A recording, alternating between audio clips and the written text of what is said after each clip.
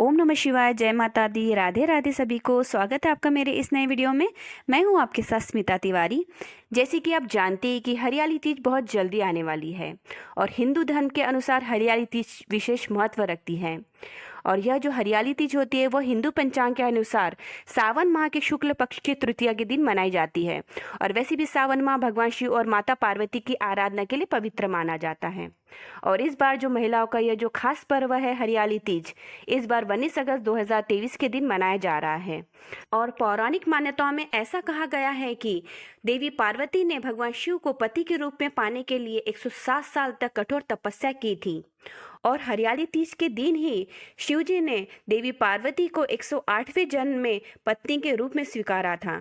तो इसी वजह से विवाहित महिलाएं हरियाली तीज का जो व्रत होता है वह अपने पति की आयु लंबी करने के लिए और अपना सौभाग्य अखंड रखने के लिए करती हैं। और अविवाहित लड़कियां मन चाहे जीवन साथी को पाने के लिए यह व्रत करती है और उनकी मनोकामना पूर्ण भी होती है यह व्रत करने से। और हरियाली तीज का जो ये व्रत है ये सावन के महीने में आता है और हर जगह हरियाली छाई हुई रहती है, तो इस वजह से इसे हरियाली तीज कहा जाता है और श्रावणी तीज भी कहा जाता है। और यह व्रत वैसे तो बहुत ज़्यादा कठोर होता है।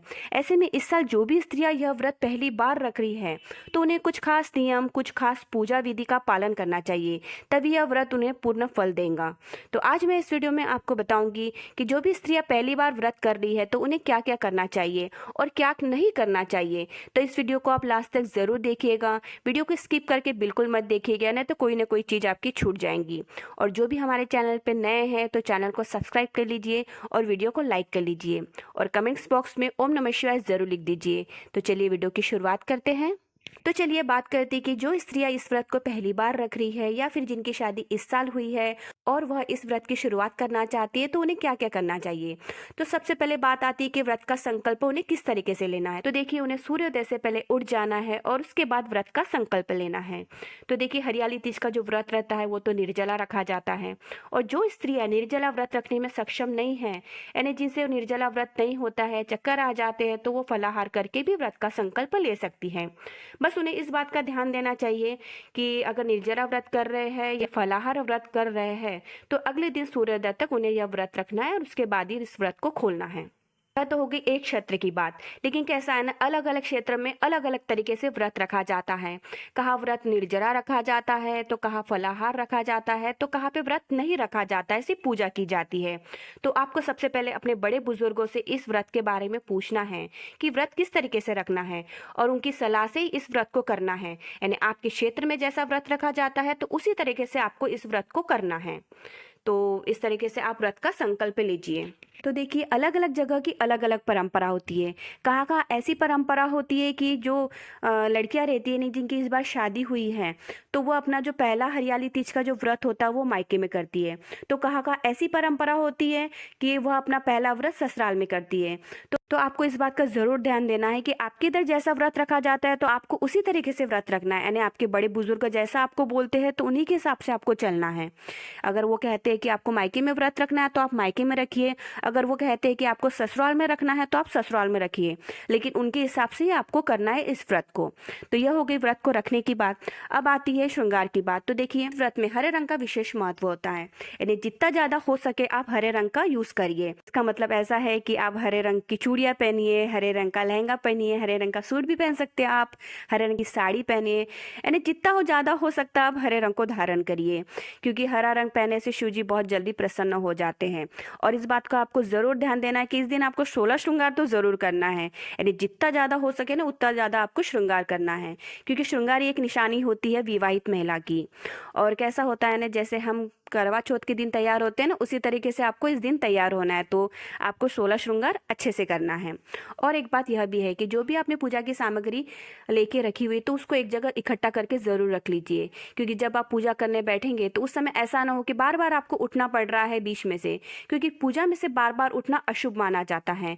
तो इस बात का आपको ज़रूर ध्यान देना है और पूजा की पूरी सामग्री को एक जगह जमा करके ज़रूर रखना है। तो तो चलिए अब बात करते हैं व्रत कथा की। तो देखिए, अगर आपने पूजा विधि विधान से कर ली तो उसके बाद आपको कथा का श्रवण जरूर करना है।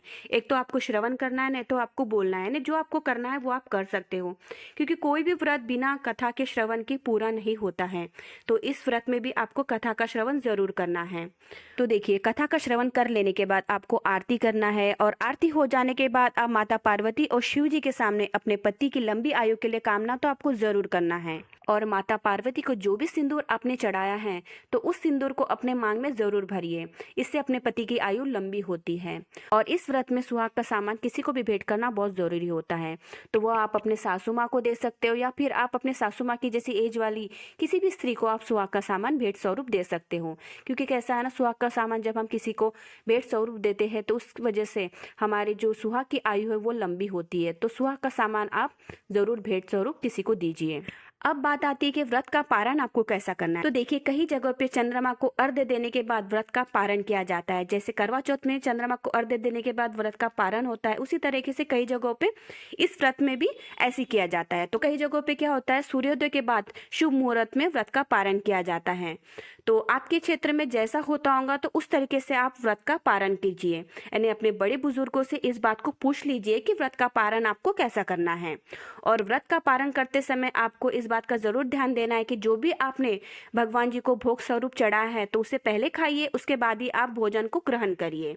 तो इस तरीके से आप व्रत का पारण करिए। तो देखिए, मैंने आपको अभी तक यह सारी चीज़ें बताई है कि आपको व्रत का संकल्प लेने के बाद आपको क्या क्या चीज़ें करना है। तो आपने वो सब चीज़ें अच्छे से सुन भी ली होंगी। तो अब मैं आपको यह बताऊंगी कि आपको व्रत का संकल्प लेने के बाद कौन सी वो बातें रहती है जिनका आपको विशेष ध्यान रखना है। क्योंकि जब हम किसी भी व्रत का संकल्प लेते हैं ना, तो उसके कुछ नियम होते हैं, तो उसका हमें पालन करना चाहिए। तो इन बातों को आप ज़रूर सुनिए और ध्यान से सुनिए। तो देखिए, हरियाली तीज का व्रत रखने वाली महिलाओं को इस दिन सोना नहीं है। इस दिन पूरी श्रद्धा से भगवान शिव और माता पार्वती का आपको ध्यान करना है। इसका मतलब कि आपको भगवान शिव और माता पार्वती के मंत्रों का जाप करना है। अब आखिरी बात मैं आपको बताने जाऊंगी, और यह बात बहुत ज़्यादा महत्वपूर्ण है।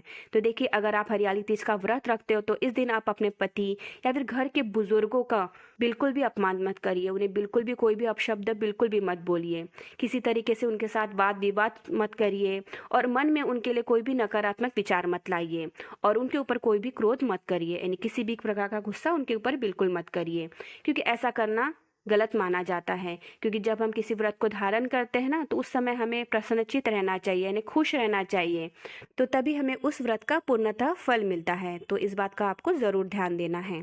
तो इस तरीके से इस वीडियो में मैंने आपको सारी बातें बता दी है कि अगर आप पहली बार व्रत कर रही है तो आपको कौन कौन सी बातों का ध्यान देना है, और कौन सी चीज़ें आपको करनी है और कौन सी चीज़ें आपको नहीं करनी है। तो इस तरीके से आप व्रत का संकल्प ले सकती हो। अगर आपके परिजनों में कोई पहली बार व्रत कर रहा है तो उन तक यह वीडियो को ज़रूर शेयर करिए, ताकि उनको भी यह बातें पता चल जाए। और हरियाली तीज की पूजा की सामग्री में क्या क्या चीज़ें लगती है और पूजा की विधि किस तरीके से की जाती है, तो उसका वीडियो भी मैंने अपने चैनल पर शेयर करके रखा हुआ है। तो उसका लिंक मैं डिस्क्रिप्शन में डाल दूंगी, तो वहाँ से आप एक बार देख सकते हो। तो आज का वीडियो यही समाप्त होता है। तो वीडियो आपको थोड़ा भी अच्छा लगा होगा तो वीडियो को लाइक कर लीजिए। हमारे चैनल पर ऐसी वीडियो आती है, और हमारे चैनल पर जो भी पहली बार आए हैं, पहली बार हमारा वीडियो देख रहे हैं, तो हमारे चैनल को सब्सक्राइब कर लीजिए। मिलते हैं अगले ऐसे किसी और वीडियो में। ओम नमः शिवाय।